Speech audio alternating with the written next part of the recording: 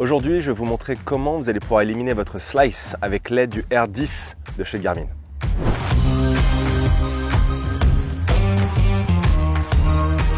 N'oubliez pas que pour avoir les données les plus précises possibles avec le R10, il faut le placer correctement. Pour ça, ce que j'aime faire, c'est de prendre une baguette blanche, une baguette d'alignement toute simple, compter 2 grands pas, ce qui fait à peu près 2 mètres. Je place la baguette d'alignement en ligne avec la ligne de jeu et ensuite j'utilise la ligne rouge qu'il y a sur le R10 que je place au-dessus de la baguette blanche.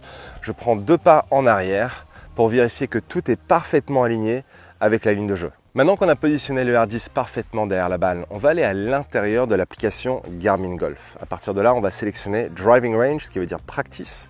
On va démarrer la session, on va sélectionner le practice d'en haut. Et à partir de là, Start Session. On va cliquer en haut et là, ça devient hyper intéressant. Garmin, le R10 nous fournit avec plein de données qui ont chacun leur principe, leur intérêt, leur objectif. Il y a la vitesse de club, la vitesse de balle, il y a l'angle d'attaque, mais il y en a 3 qu'on va utiliser pour nous permettre de comprendre pourquoi est-ce que vous slicez la balle et surtout comment est-ce qu'on va pouvoir transformer ce slice en draw. Le premier, ça va être l'orientation de la face de club, club face. Le deuxième, ça va être le chemin de club, club path. Et le troisième, ça va être la totale déviation. Ces 3 données vont nous permettre de comprendre pourquoi est-ce que vous slicez. Tout est prêt, maintenant il ne reste plus qu'à taper. Je vais utiliser le support du téléphone qui est fourni avec le R10. Génial, je le mets juste sur le sac comme ça me permet de regarder les données en temps réel pendant que je suis en train de taper. Juste avant de taper, vérifiez toujours avec un petit coin de l'œil droite que la lumière est toujours verte juste avant de taper. Cela signale que vous êtes prêt à y aller. Et à partir de là, ce que je vais faire, c'est que je vais simuler un slice et je vais voir les données qui sont affichées sur l'application Garmin Golf. Alors là, j'ai simulé un gros slice. Voyons voir ce qui se passe à l'intérieur de l'application Garmin Golf. La balle est partie à 29 mètres à droite. 29 R, ça veut dire R pour right, donc à droite. Gros slice. Alors, ce qui est hyper intéressant lorsqu'on regarde les données, c'est que la face de club, club face, elle est 0,4 à gauche. C'est-à-dire qu'elle était quasiment square, la face de club. Mais par contre, là où ça devient intéressant, c'est le chemin de club, club path. 4,5 degrés à gauche. C'est-à-dire que j'avais un chemin de club qui était extérieur-intérieur. Alors, peut-être que ça peut paraître comme des données un petit peu complexes. Donc, ce qu'on va faire, c'est utiliser 2 baguettes d'alignement pour créer un aspect visuel derrière ces données. Les 2 baguettes d'alignement, on va s'en servir pour expliquer l'orientation de la face de club et le chemin de club. Alors, j'ai pris un club juste dans le sac pour déterminer la ligne de jeu qui va parfaitement être en ligne avec la baguette blanche. Le chemin de club va être déterminé par la baguette rouge et l'orientation de la face de club par la baguette blanche. Alors comme je vous l'ai dit, la face de club, elle était 0,4 degrés à gauche, c'est-à-dire qu'elle était quasiment square. D'ailleurs, je la mettrai vraiment plus par ici, quasiment square par rapport à la ligne de jeu. Donc la face de club était superbe. La face de club va déterminer la direction initiale de la balle, mais le chemin du club va influencer la trajectoire. Donc le chemin du club, lui, il était 4,5 degrés à gauche par rapport à la ligne de jeu, donc à peu près ici. Donc vous voyez qu'en fait, ce qui ne va pas, c'est pas la face de club qui était square, mais c'est le chemin de club qui est parti trop à gauche. Alors ce qui est hyper intéressant aussi, c'est que lorsqu'on constate les 2 baguettes, qu'est-ce que vous remarquez? Qu'il y a beaucoup trop d'écart entre la baguette blanche et la baguette rouge. Cet écart trop important est la relation entre le chemin et la face de club. C'est cet écart-là qui va créer la totale dispersion. Plus l'écart est important, plus la dispersion sera importante. Donc, on peut essayer de réduire l'écart entre la baguette rouge et la baguette blanche. Ça va donner une trajectoire plutôt neutre. Mais si on veut faire un draw, on peut essayer d'aller chercher cette baguette rouge qui était extérieur-intérieur, donc vers la gauche, et on va essayer de la ramener un peu plus vers la droite pour essayer d'avoir un chemin de club intérieur-extérieur, ce qui va nous permettre de créer un draw.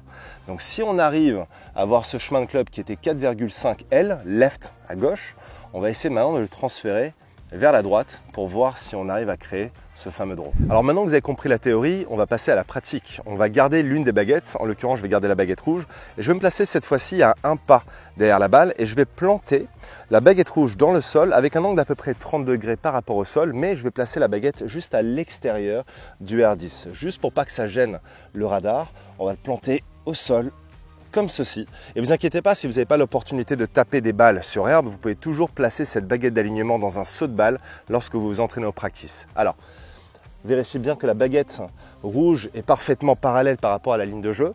Et à partir de là, avant même de taper la balle, ce que vous allez faire, c'est tout simplement quelques coups d'essai. Et l'objectif, c'est de louper la baguette rouge. Donc si vous vous dites « Ah mais Lewis, la baguette rouge, elle me gêne », et oui, c'est tout l'objectif de l'exercice. C'est-à-dire que puisque la baguette rouge vous gêne, cela va influencer votre chemin de club à revenir plus facilement de l'intérieur vers l'extérieur. Si vous revenez dans votre chemin de club habituel, c'est-à-dire extérieur-intérieur, vous allez naturellement venir rentrer en contact avec la baguette rouge. Donc juste le fait d'avoir un objet dans votre chemin va vous encourager à créer ce chemin de club optimal pour aller chercher les données qui nous intéressent sur l'application Garmin Golf connectée avec le R10 pour nous permettre de transformer ce slice en draw. Allez, on essaie avec la balle. Alors là déjà la bonne nouvelle c'est qu'il n'y a pas de slice. Voyons voir ce qui se passe à l'intérieur de l'application Garmin Golf. Les trois données, chemin de club, phase de club, totale déviation. Ce qui est hyper intéressant c'est que déjà on voit par rapport à tout à l'heure, ma balle est partie 4 mètres à droite. Alors je ne sais pas si vous réalisez, juste en bas de l'écran à droite il y a marqué 2, je vais cliquer dessus et là je peux comparer les deux balles. Non seulement je peux les comparer, mais je peux commencer à rentrer en détail sur les distances.